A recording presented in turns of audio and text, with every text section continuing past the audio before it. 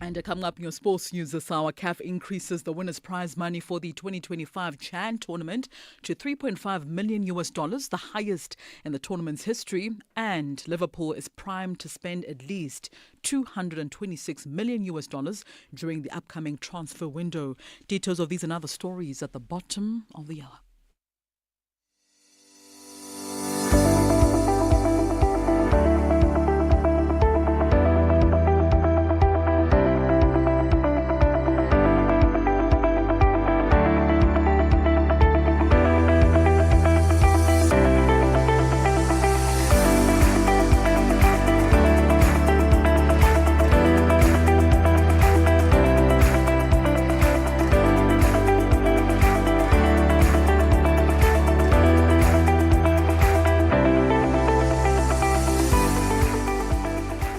A very good afternoon to you, Ghana. Good afternoon, Ethiopia, Somalia. Good afternoon, Côte d'Ivoire, Cameroon. Good afternoon to you, Eswatini, Lesotho, Egypt. Good afternoon to you, Africa. Welcome to Africa in Business on Channel Africa. I'm Thami Ngubeni. This is where you get the African perspective. It's where we meet to look at the latest in news, sport and business. If you have any stories that you'd like to share with us, stories that you believe would be of interest to our listeners, both on the African continent and in the diaspora, why don't you pop us an email at newsroom@channelafrica.co.za. You'll also be able to find us on all the various social media platforms. On YouTube, Instagram and X, you'll find us at Channel Africa 1. On Facebook, we are at Channel Africa. It's gone exactly 7 minutes after 4 p.m. Central African time. A very good afternoon to you, Africa. Welcome to Africa in Business. From markets to innovation. From markets to innovation.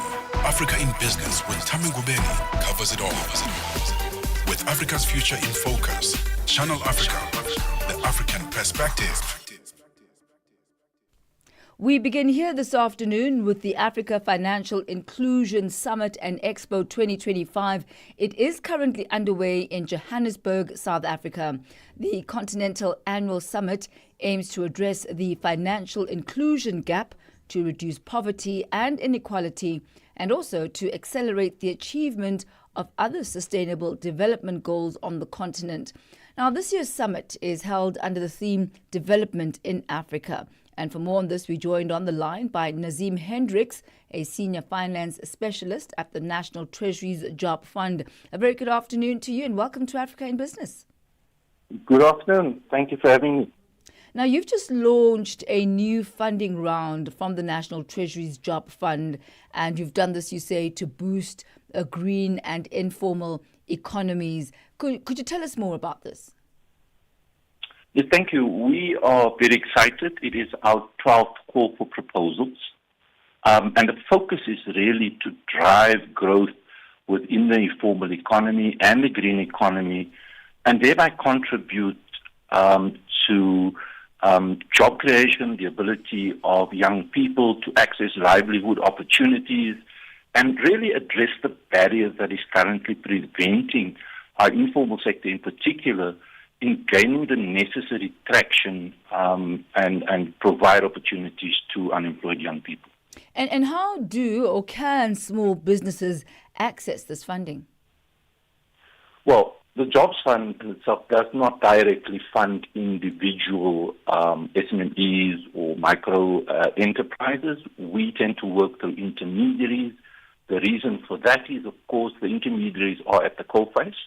They fully understand the needs of the market in which they operate. They are able to provide us with a reach into those markets. They are able to provide us with the necessary developed products to be able to provide access to underserved communities. And of course, they bring financial contributions to the intervention that we propose or is proposed to us so that we scale the intervention relative to what the fiscus can currently contribute to that intervention. And help us understand the nature of these intermediaries. Who are they? How are they structured? Well, an intermediary would typically be somebody currently operating in a particular market. So if you look at a microfinance area, it would typically be a microfinance provider who has a barrier to providing its products to the underserved communities. A project in that sense would typically be the Jobs Fund supporting that intermediary to build the necessary capacity on the ground so that we scale a particular intervention in a community. It could be reducing the cost of funding to the beneficiaries. Those intermediaries are typically organizations currently operating in that market within a particular area. The concern and the challenge of the poverty and inequality gaps and the inclusion gaps on the African continent, that's nothing new. Why are we failing, and why do there not seem to be solutions that can actually change this gap decades later? What have you found to be the main obstacles that are preventing this progress from actually happening? Well, I think it's fair to say that there has been some successes in Africa. If you look at the M-Pesa program that they ran in Kenya, has had a lot of success in driving financial inclusion, financial literacy. That program has now been adopted in Tanzania, for argument's sake, and also having some success there. I heard a startling stat this morning that in some places the level of financial inclusion or literacy in Rwanda, for argument's sake, certain regions is at 94%. So there are programs that's currently in place. In South Africa, it's really an access issue. Right? If we look at the banks, they've reduced their branch networks, got problems at the Post Bank, which traditionally serviced that market.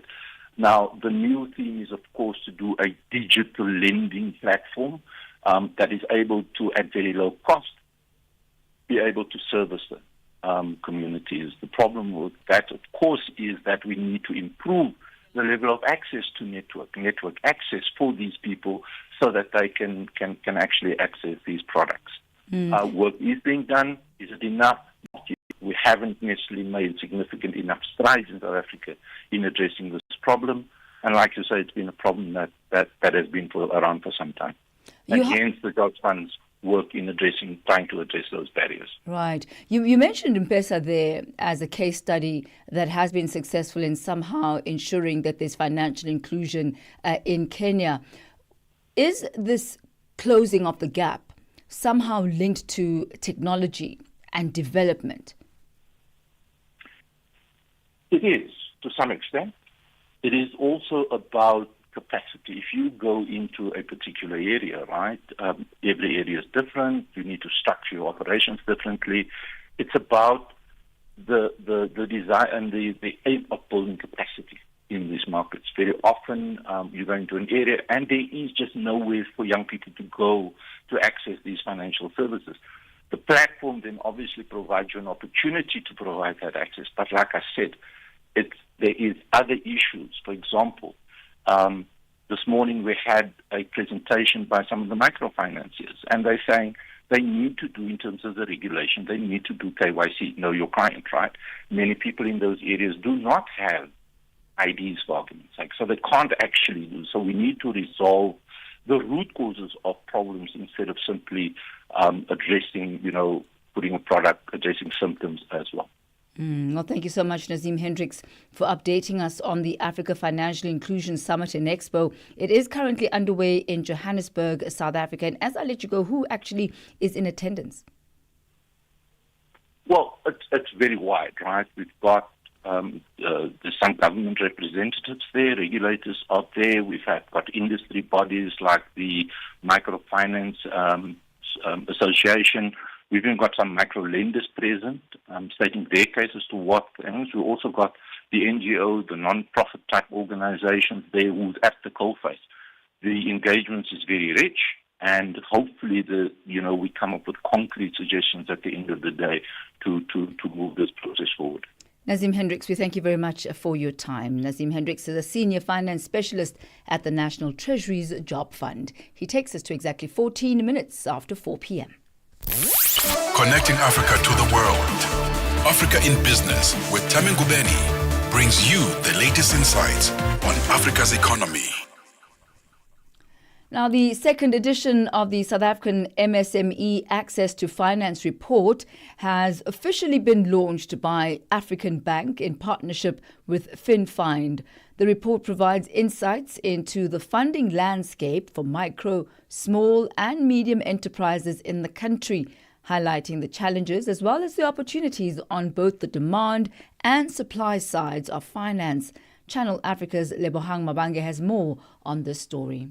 Micro, small and medium enterprises or MSMEs are widely recognized as key drivers of job creation and inclusive growth in South Africa. But access to finance continues to be one of the biggest hurdles these businesses face. The newly launched South Africa MSME Access to Finance report, compiled by FinFind, an online platform that connects small businesses with lenders in partnership with African Bank, seeks to address this issue with hard data and action insights. African Bank Group CEO Kennedy Bungane says small businesses play a unique role in absorbing labor that may not be accommodated in traditional sectors. When small businesses grow, they hire more employees. They create jobs. They create jobs for people who might not find employment in larger corporations, such as young people entering the workforce, such as people living in villages and away from central business districts where large corporates tend to gravitate. They contribute to reducing unemployment rates where others find it most difficult. Darlene Menzies, CEO of FinFind, says the country's high unemployment rate underscores the urgency of investing in this sector. Small businesses, MSMEs, are the only way that we're going to change the country. Government saturation as far as employment is concerned, corporate shedding jobs.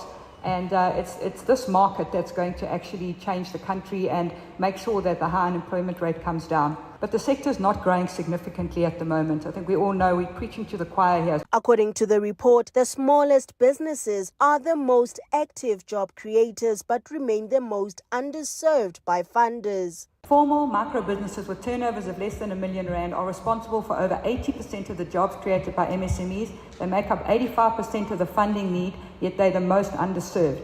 And if we are serious about job creation, we must invest all our efforts into supporting these businesses to create jobs. On a regional level, Gauteng still leads as South Africa's main business hub, though its dominance has declined slightly in recent years. The latest data shows encouraging growth in other provinces. The spread of businesses across the country, you'll see that Gauteng maintains its position as the dominant business location, although there has been a decrease of 6.7% since 2018. Western Cape also decreased by 4.3%, but some nice information on some of the other provinces. And Mpumalanga increased by nearly 4%, KwaZulu-Natal by over 3%, the Eastern Cape by 2.2%, and the Northern Cape by 1.3%. The report also examines the formal structure of businesses. Most operators, private companies with older closed corporations still represented among higher turnover entities. PTY Limiteds are the dominant business registration,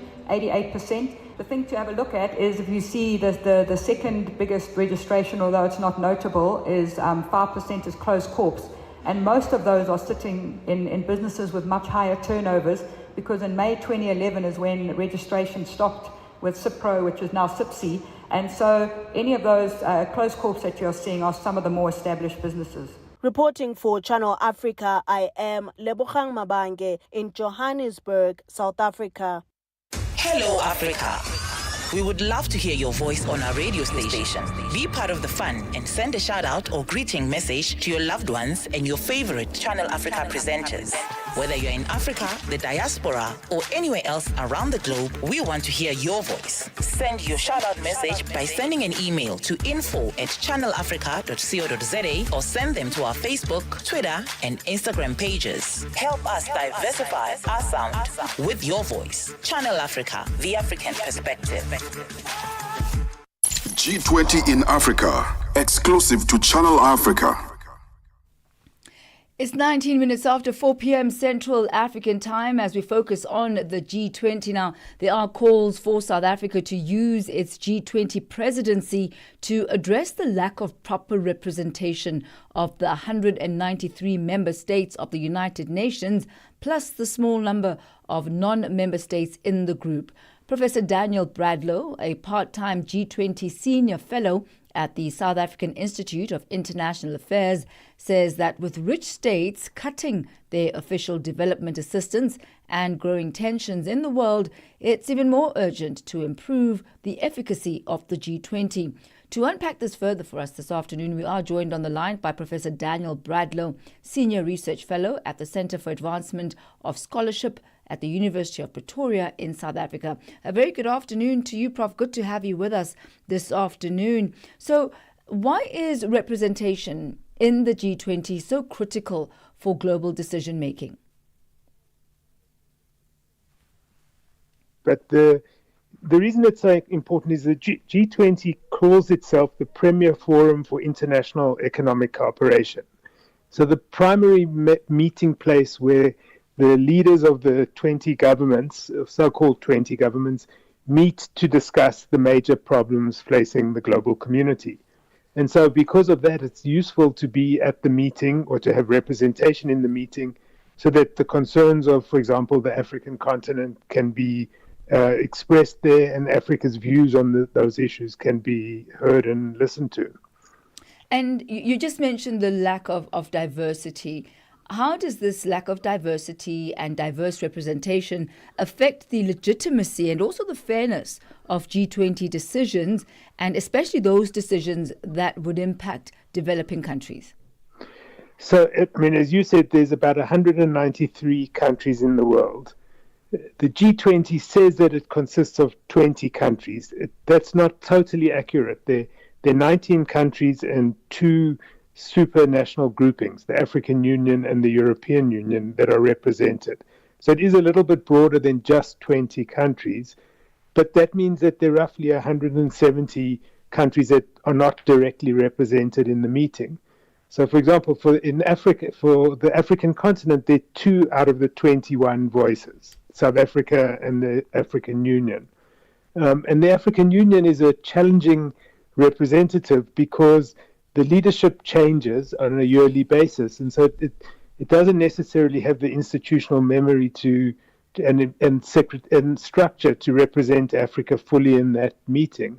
So the African voice can be a lot softer than it really should be, and the concerns of many of the countries might not be heard at all. And why do you think, Professor, the continent has historically been underrepresented in the G20, especially considering that Africa as a continent has some of the fastest growing economies in the world? So when the G20 was originally established, it said that it's bringing together the 20 most important economies in the world. And Africa represents a very small part of the global economy. For example, it's about 3% of global trade. So there was only one African country chosen to be present in those meetings, which was South Africa.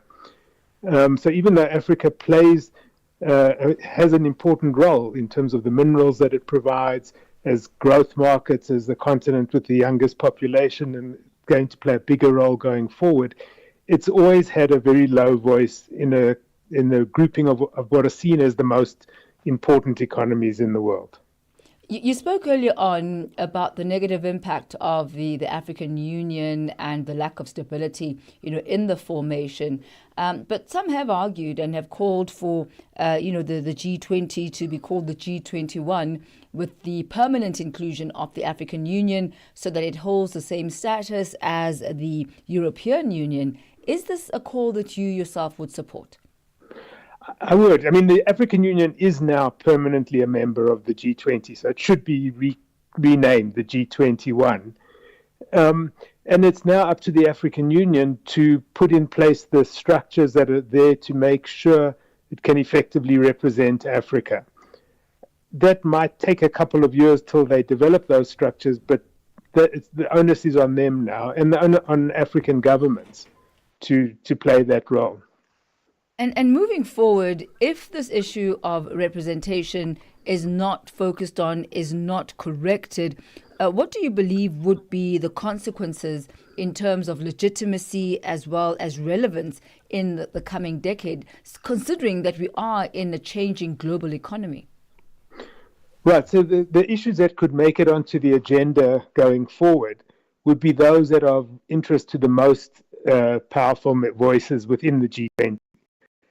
So, for example, this year, because South Africa chairs the G20, it has a role in setting the agenda. It's not a complete free hand because it has to listen to the other countries in the group, but it has some role in that. Going forward, when South Africa is not the chair, the most powerful countries, so most significantly the US and China, have a big voice. The G7 countries have a big voice. If Africa's voice is not heard, the issues that Africa considers most relevant for the global community may not make it onto the agenda, or may only make it at a low level on the agenda.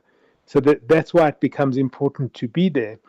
It's important to keep in mind, though, that the G20 doesn't have the authority to make binding decisions. So it can't force any countries to do anything that it decides.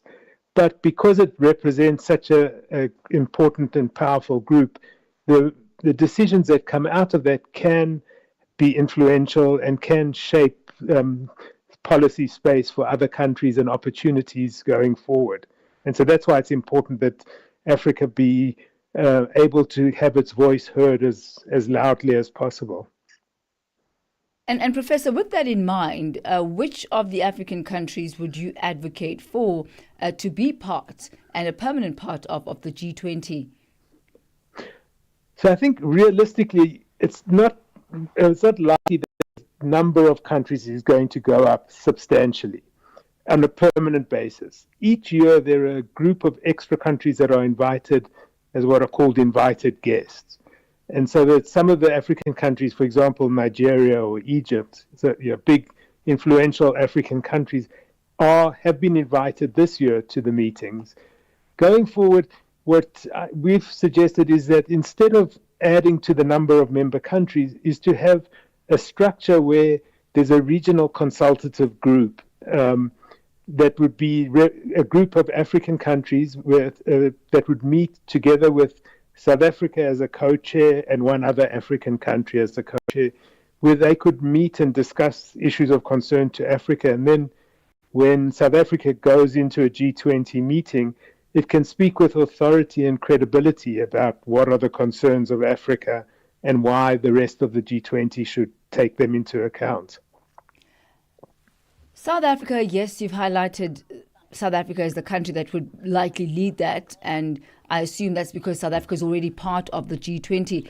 But do you believe that maybe there should be a more democratic process where, within the African Union, there's a decision therein as to who the chair should be, or would it be more streamlined for South Africa by virtue of their inclusion already to be the de facto country to represent the regions?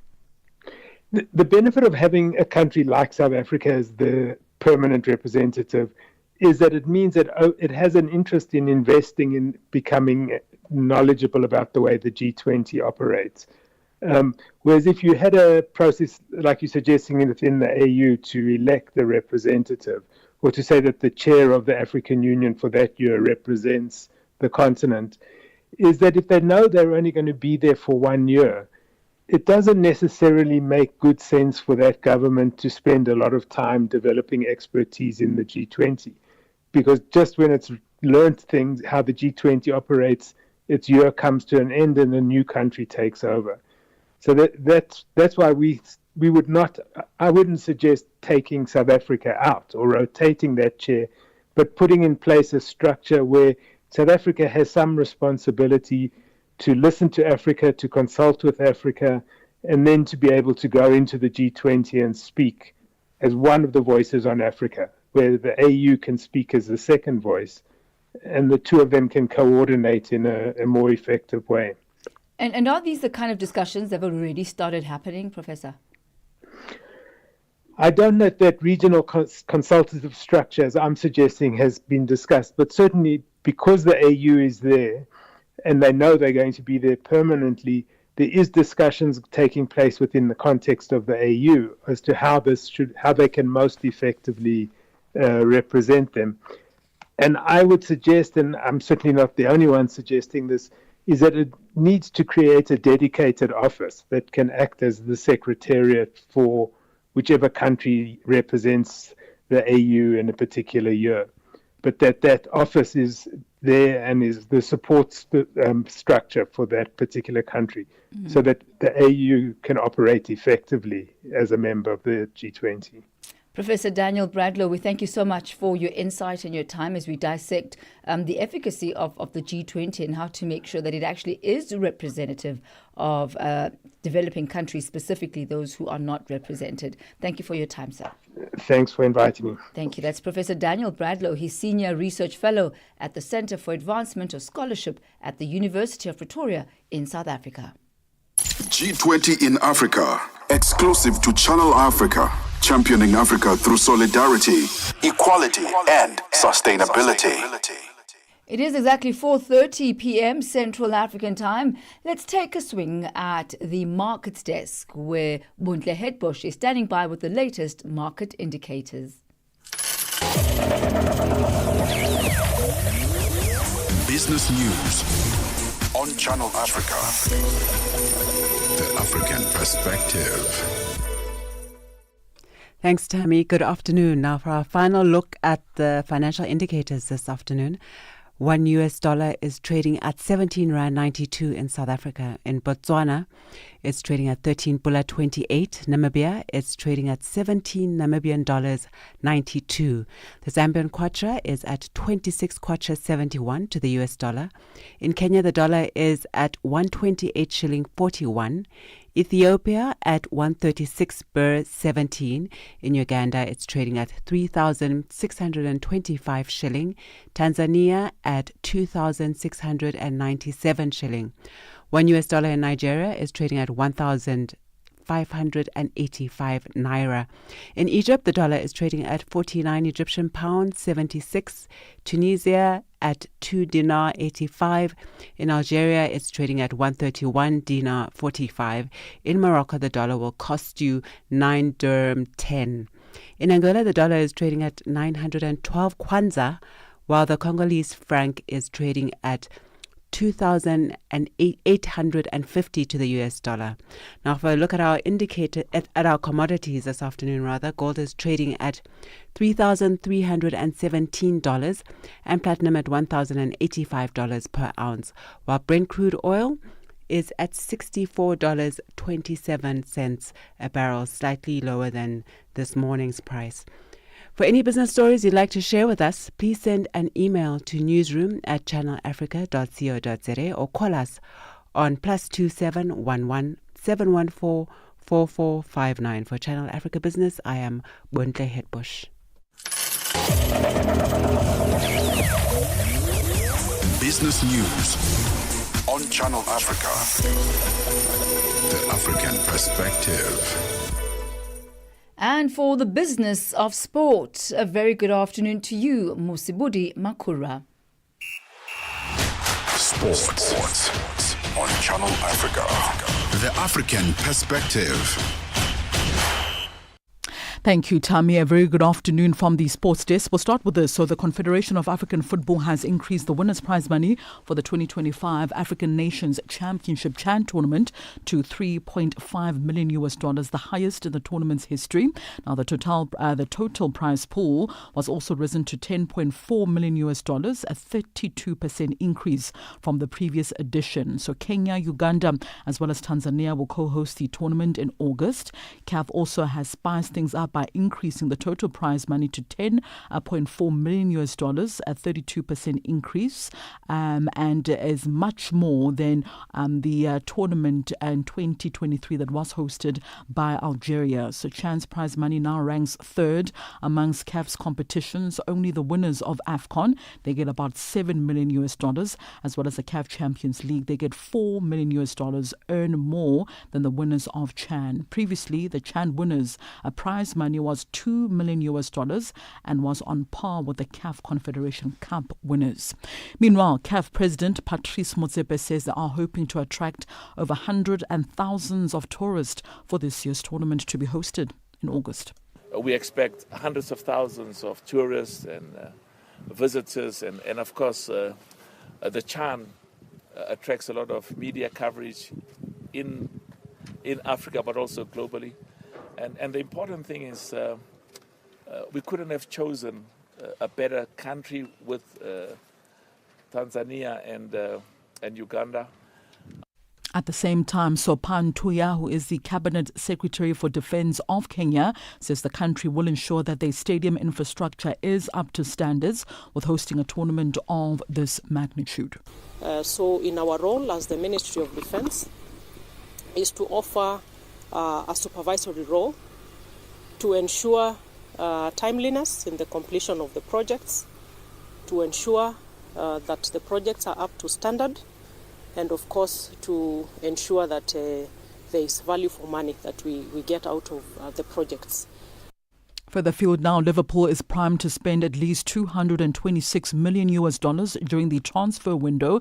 This to improve a side fresh from cruising to the 2024-2025 Premier League title. The Reds have reportedly activated a $40 million release clause for Bayern Leverkusen right back Jeremy Frimpong.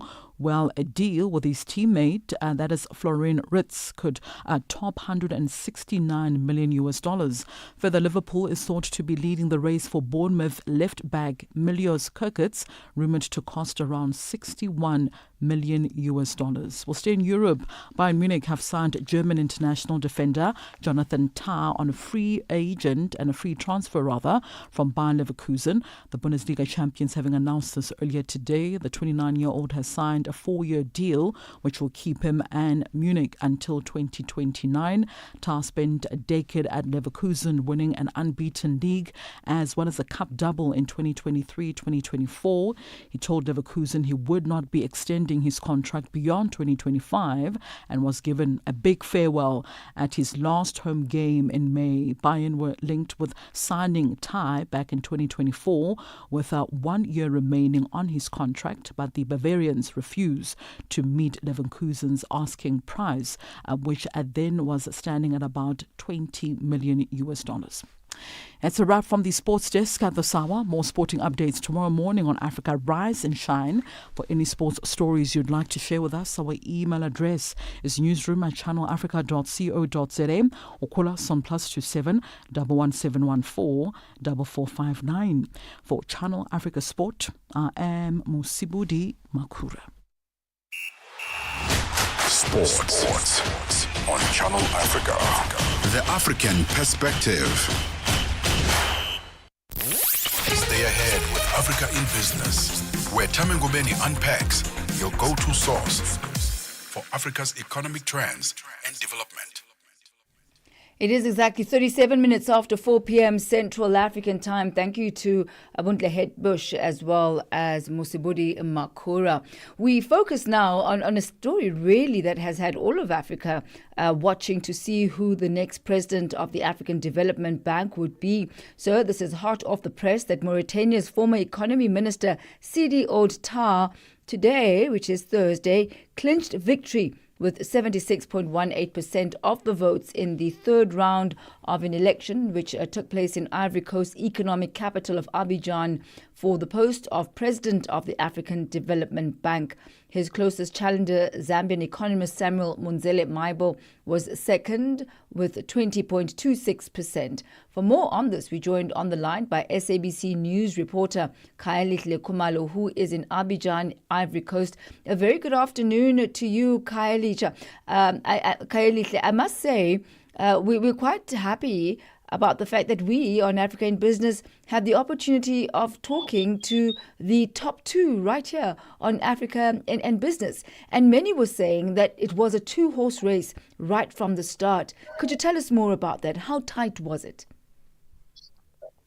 Well, certainly, Tam. It's been a very fascinating race here. A lot of extensive campaigning by the candidates where they were just presenting their own visions for the African Development Bank Group, especially now, Tam, with all these myriad of challenges. And a lot of people here, they're saying that Sidi Ould Tah of Mauritania is quite a very well-established man. He understands the challenges facing Africa, and he's going to do a very good job in terms of really prioritizing all these issues in Africa. Just a short while ago, he gave his maiden address, albeit a fairly short one, and he said, it's time to get down to work. And obviously, Thami, also we got an opportunity as well to get a reaction from South Africa's Finance Minister, Enoch Godongwana. So they are all supporting the President-elect Tah. South Africa is saying that it's willing to work with him in making sure that this very key multilateral financial institution is able to function and prioritize the interest of Africa. Could you take us through the voting process that has led to this outcome, Khayelitsha? Well, obviously, it was a fairly rigorous process, Thami. I mean, we saw one of the candidates from Chad, the round, he was not there, and then it just went further, and we saw the elimination round. And obviously, it's a very, very a very, very important time for this institution, especially because just a short while ago as well, we got to speak to one of the vice presidents and really just giving an indication that it's a very democratic process, and it took about almost like a whole year for them to prepare for this phase. And this is a culmination point now where they have seen the president-elect being announced, and someone really with a very strong financial background. They say he's got over 35 years of experience in African and international financial space. So, this is someone really who's very, very fit and proper for all these challenges ahead. You talk about fit and proper, and the winning candidate would have had to secure the majority of votes from all 81 of the member states, as well as 54 of the African nations. And looking at all the candidates, all five of them, all of them very impressive CVs, very impressive backgrounds and experience within the banking and economics sector. What is it that made Sidi Ould Tah stand out from the rest of the crowd? Well, obviously, I'm sure it's how he presented himself to the board governors of the African Development Bank, Thami. As you know, that yesterday they had a very lengthy interview process where they were talking to the candidates, trying to get their vision, their blueprint in terms of turning around this institution, especially because we know that these are very challenging times, Thami, whether you're looking at the issues of climate shocks, economic disruption, shifting geopolitical landscape, among other things. But we really tried our best at just a word or two from Mr. Talbot. Obviously, it was a massive scrum. But from what he said, from his maiden address a short while ago, Thami, he really made it very clear that he's very thankful to his campaign team for making sure that they were able to canvass. And now the key issue is to get down to business. And obviously for the bank, it's going to be a transitional phase.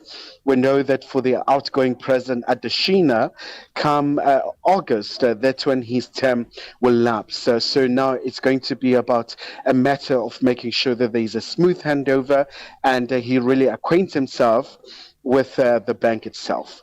All right. Well, thank you so much, Khayelitsha, for that update. He is Khayelitsha Khumalo, coming to us live from Abidjan in the Ivory Coast, where Mauritania's former economy minister, Sidi Ould Tah, has come out tops as the new president of the African Development Bank. I did mention that we had the opportunity and the honor of having a conversation with Mr. Sidi Ould Tah. This is during the run-up to the voting, which has now taken place, and this is what he had to say. So I do believe that I have a 360 view of the development challenges in the continent with my experience from both the supply side and the demand side. But more importantly, my vision is to bring on board all the stakeholders and to have a holistic approach for the development of the continent, and to develop partnership across the continent and outside the continent, bringing all the stakeholders together to work for one goal is to make Africa great, a great place for life and livelihood of the African population. Dr. Tha, we wish you all the best and try not to be too nervous as you go through this process. Do you have any nerves at all? Not at all. Why is that? Is this just confidence speaking, or is it more of a laissez-faire type of attitude that, come what may? No, it's just because I am firmly convinced that the continent can be changed and that the continent must change. So I do believe that the continent must change and the continent can change. And I'm convinced that the continent will change in the best and to the best. And that, Africa, are the words of Mauritania's former economy minister, Sidi Otar, now the newly minted president of the African Development Bank. A huge congratulations to Dr. Sidi Otar. And as he says, the continent must change. Also, huge congratulations to the 5 finalists: Amadou Hott from Senegal, Samuel Munzele Maimbo from Zambia, Sidi Otar from Mauritania. He obviously is the one that got the presidency. Congratulations as well to Abbas Mamat Toli from Chad. And from South Africa, congratulations to you, Swazi Shabalala, for having made it through to the top 5. It's exactly 4:45 Central African Time. Africa in Business on Channel Africa. I really do love this time of the day when we get to speak to achievers of note, men and women who occupy the C-suite. This afternoon, our guest is Greg Stradom. He's the Managing Director of Think Tank Software Solutions, South Africa's only Ivanti Premier partner. He leads a team of enterprise IT specialists focused on enabling resilience, automation, as well as digital transformation across the African continent. Greg is also responsible for setting the overall vision as well as the strategy and sourcing new partnerships for Think Tank Software Solutions, a company that offers exclusive expertise and industry-leading solutions that empower businesses to stay competitive and efficient in an evolving digital landscape. Joining us this afternoon, the Managing Director of Think Tank Software Solutions, Greg Stradom. Welcome to the C-Suite. Good to have you with us. Moby, thanks for having me on. Could you tell us a bit about your professional journey and what it is that led you to pursue a career in tech? Sure. I think I was one of those lucky kids to have a home computer when I was young, back when it was still a novelty. There's a while to think back, but yeah, I think that having that and started a bit of a fascination in tech, and I ended up studying a degree in information systems, and that really helped me see how tech could be used in industries. And I think what really sealed it for me was seeing something in operation. The first time I deployed some software for a user and saw the amazement on their face, it just showed what a tangible difference you can make through technology. That's amazing, because oftentimes, when you're creating a product or you're working, how often does one actually think of the end user?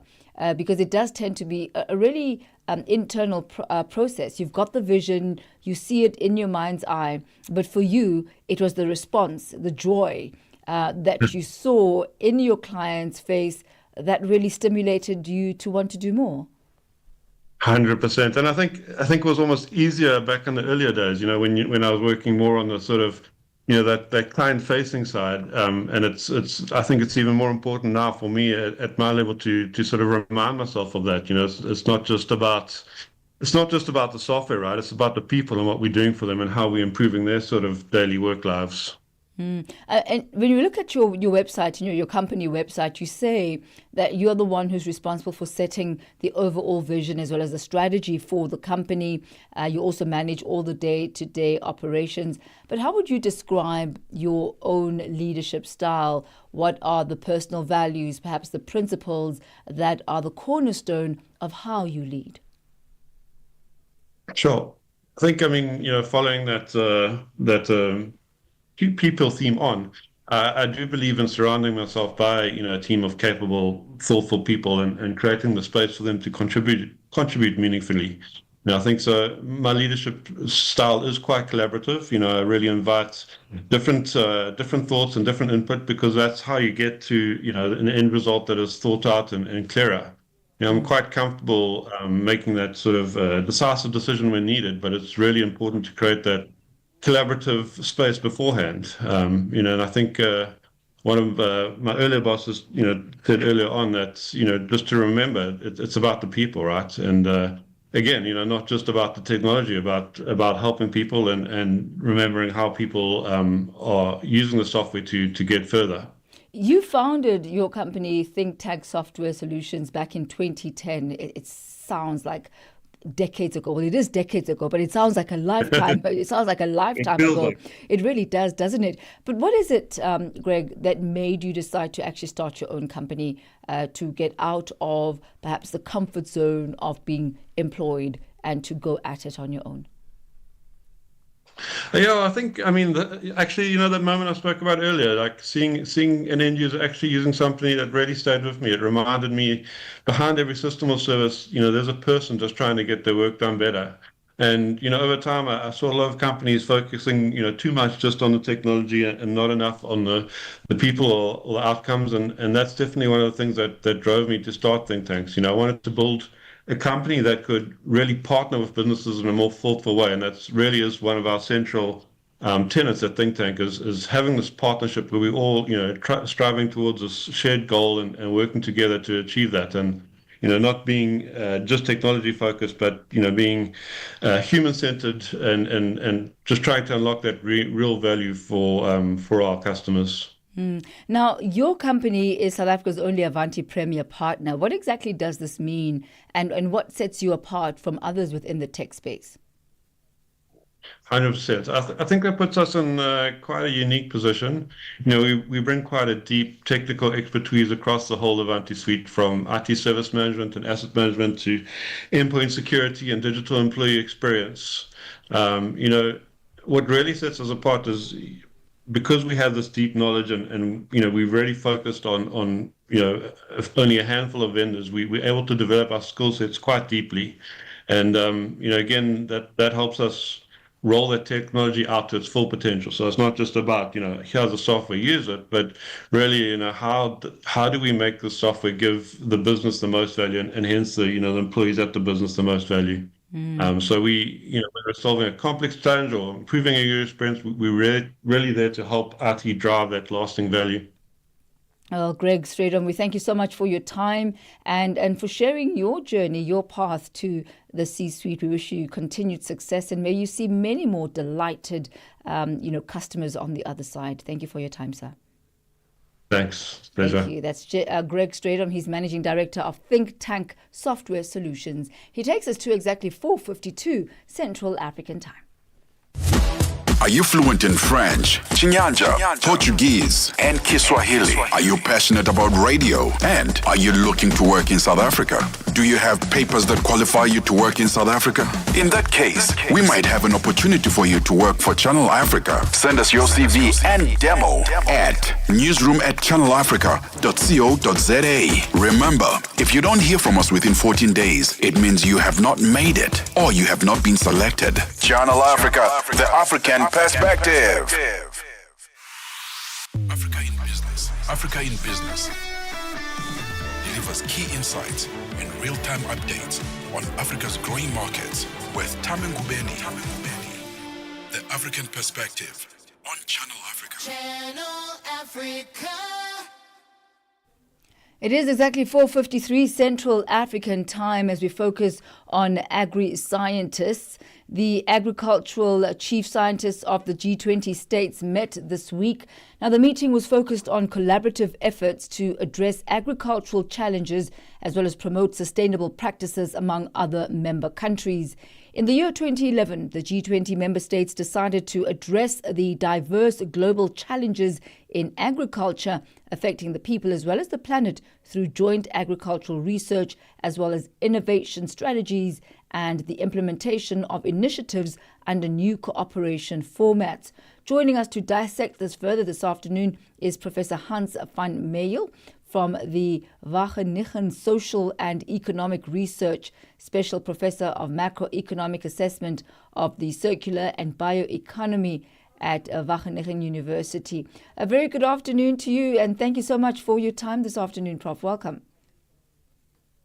Okay, welcome. So, Prof, could you take us through the collaborative frameworks that have been adopted during the G20 meeting of agricultural chief scientists for agricultural research collaboration among the G20 nations? This has been a key focus. Yeah, we had at the end a very successful meeting with a communique where we treated several topics. One of them is the food systems, so not look only at agriculture, but at the broader food system to really make it healthier, more sustainable, and more inclusive.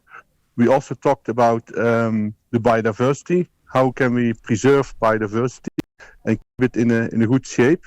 And we discussed also that therefore we need a good soil health. And then there was also a big discussion on that agriculture should not only produce food, but also non-food needs like energy, wood, and other things.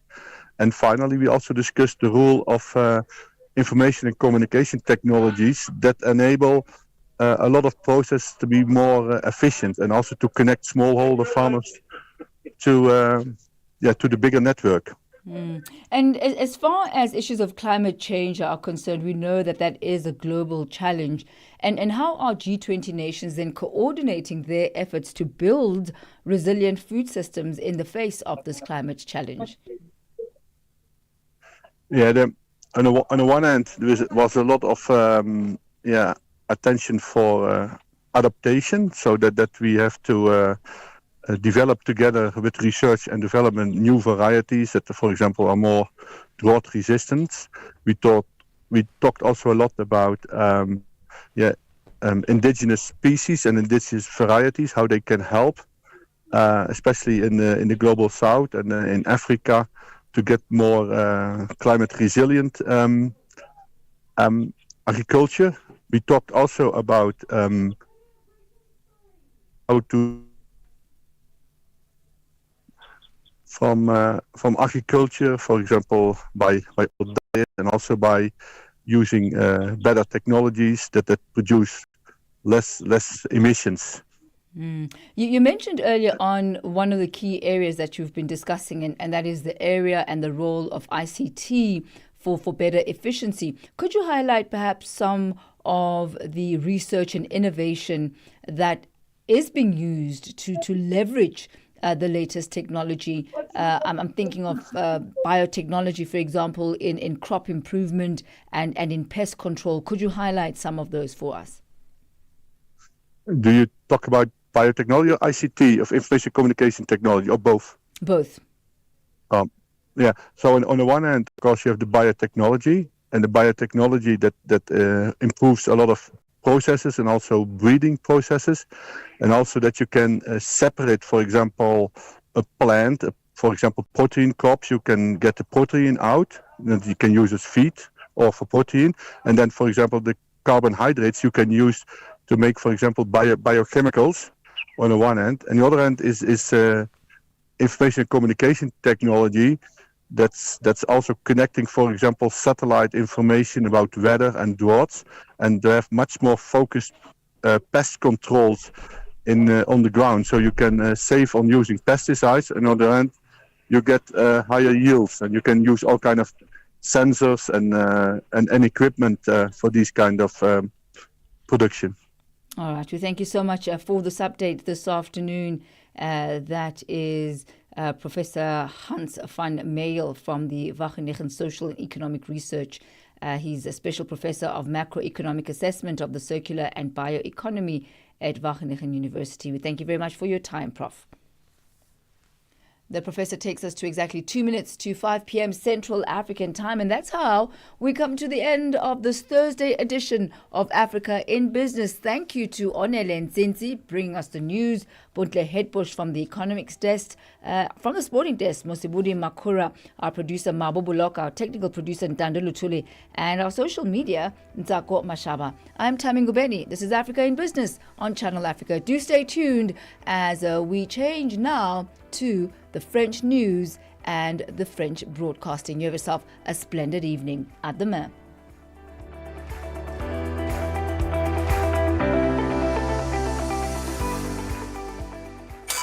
Hey there, this is Palisa Tau, part of the dynamic duo that gives you on the move right here on Channel Africa from 9 a.m. to 12 p.m. Central Africa time. Well, it's with your help for the past 2 years that we have been a multi-award winning show. Finally, yeah, we're keeping it on the move in 2025. And yes, I'm the other half of the duo, Benjamin Mushatama, and we're going to keep you going with the great conversations. Turn it up. Okay.